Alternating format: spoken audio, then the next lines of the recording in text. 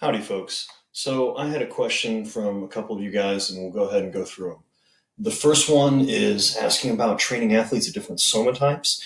This would be the old school concept of you've got your mesomorphs that naturally carry more muscle, your ectomorphs that are naturally taller and leaner, and your endomorphs that are normally a bit heavier and carry a little bit more body fat. The literature really shows there's not really a big difference. It's just like anything else. Some people are going to respond better to training than others.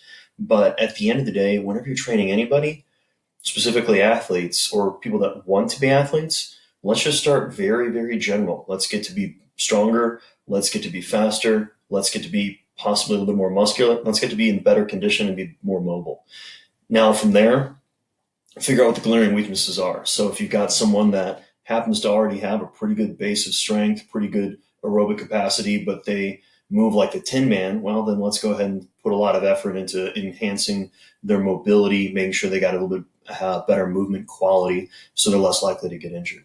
So at the end of the day, you don't really need to worry about that. Now, as far as focusing on the nutrition, remember, guys, in the words of the Venerable Ice Cube, life's not a track meet, it's a marathon. So we got to figure out what type of dietary changes we can make that are sustainable for the long haul.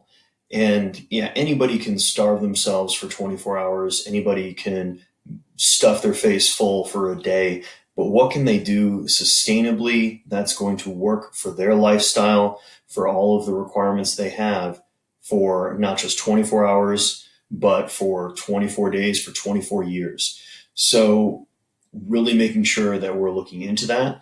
Now, as far as when we're talking about individuals in specific sports, well, look at the demands of the sport, look at the injuries typically found in the sport, and then look at those strengths and weaknesses that that individual already has in that given endeavor. And that's going to at least inform you a bit of what do you need to work on. The next question we ask, how quickly do we lose lean mass if we're to stop working out temporarily due to injury, accessibility, or this pandemic? Well, it obviously depends on your level of fitness to start in the first place. Those of you guys that are pretty well trained, as long as you're doing something, this could be bodyweight calisthenics, meaning push-ups, sit-ups, lunges, squats, etc.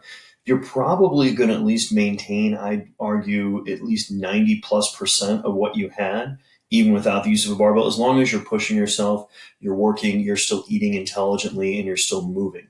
Now, if you go full-blown slug and you're not able to do anything, you might lose 10% in a given week. So I look at kind of the old block periodization text from Assurin. It's not really that old. It's from like 2000 and something, to where your residual for strength and maximal aerobic performance typically tend to hold for about only losing 5% of your maximal value after you haven't spent effectively 1 month of directly training it. Now, that means you're still doing something else. You're still doing something to mimic what you're doing beforehand.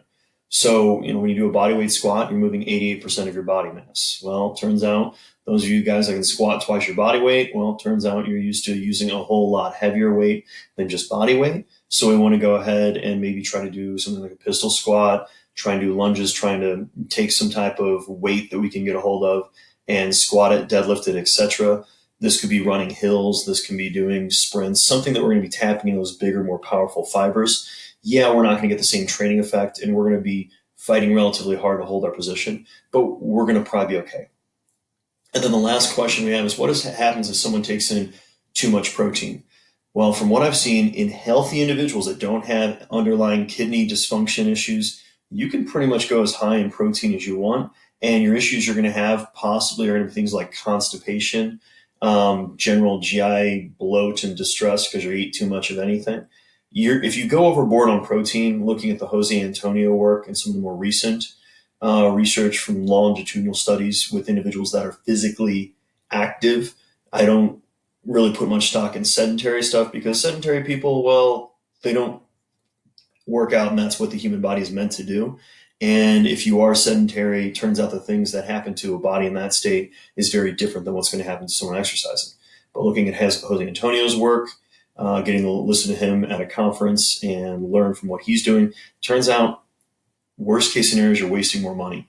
You're maybe making your kidneys work a little bit harder, but healthy kidneys are usually only working about 20% of their maximal volume. So you've got some wiggle room there. Now, the bigger issue is protein tends to be of the macronutrients, one of the more expensive ones. It's relatively cheap to buy a bunch of oats, potatoes, rice, etc. You can get a lot of good sources of carbohydrate for pretty inexpensive amounts of money. Whereas for protein, that tends to obviously have a greater cost, irregardless if you're going with protein powder, obviously whole food sources from meat, from plant bases, the cost adds up. So, if anything, the issue with overeating and protein isn't so much that we're worried that someone's going to have negative health outcomes. It's more or less going to hurt you in the wallet.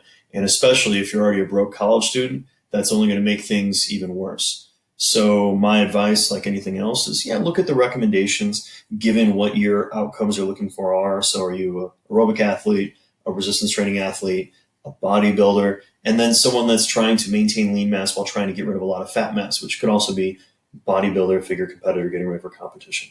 So make sure that it's appropriate for what you're trying to do.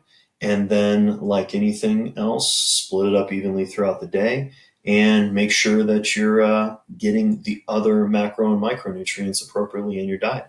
So, thank you guys for the question. Hope you guys got something out of this and have a great day.